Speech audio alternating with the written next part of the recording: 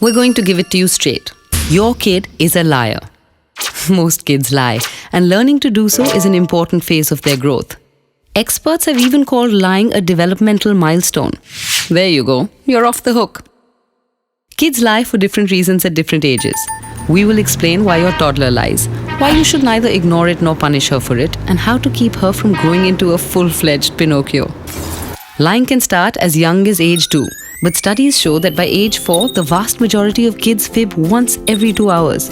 Just remember, their lies serve a purpose. At this age, kids are learning to test boundaries, and lies are one way they do so. The puppy said I could have ice cream sounds ludicrous to adult ears, but your child is waiting to hear you say, no he didn't, the puppy can't talk, which reinforces what she knows of the world. This quest for independence only encourages more lying because part of becoming independent is being able to protect yourself. So toddlers also lie to avoid discipline, even when they're holding a crayon the same color as the marks on the wall. Toddlers may not be very good at lying at first, but they learn fast. Lying is actually a sign of intelligence because it requires a child to recognize the truth, intellectually conceive of an alternate reality, and be able to convincingly sell that new reality to someone else. Take a moment to glow with pride over your pathological baby Einstein. Time's up. Because even if lying means your kid is smart, lying needs to be nipped in the bud before it becomes a habit. Once lying becomes a habit, it's hard to break. Remember that 4-year-old who lies once every 2 hours? If you don't check her, she's emboldened to a 6-year-old who lies even more confidently, once every 90 minutes. Clearly, stemming the tide of dishonesty is important. But how? First, don't set your kids up to lie. In an effort to get toddlers to take ownership of their actions, we often put them into a position to lie. Did you break the iPad? Gives your toddler a seemingly impossible choice. Tell the truth and get into trouble, or lie.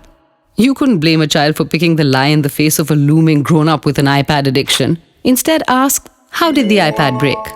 Which is more open-ended and more likely to get you to the truth. Now there's another option. If you're feeling really zen, you could skip the question altogether, since it's obvious to both of you who broke the iPad. Instead of setting the child up for a lie, simply remind your child to be more careful with the iPad in the future.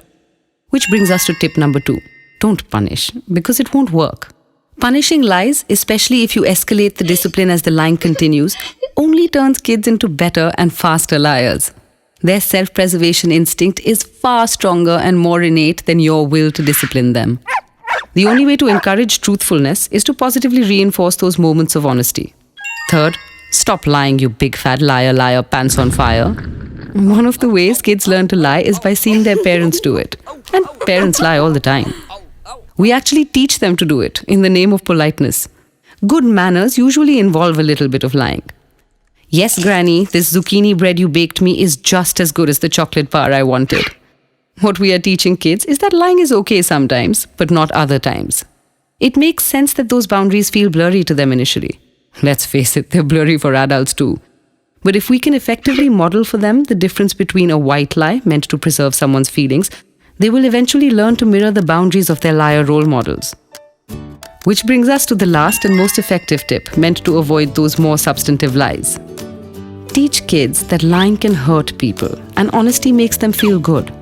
Saying, your lie makes me feel sad can have more of an impact than any time you yell or force them to sit in a corner. Even if you're flame-broiling mad, before launching into the lecture, reward your child's honesty. This not only encourages truth-telling, it also helps your child to see you as approachable, which just might mean that they're more likely to be honest about the bigger things later in life. So, enjoy your little liar and practice modeling honesty, even when she asks who ate the last cookie.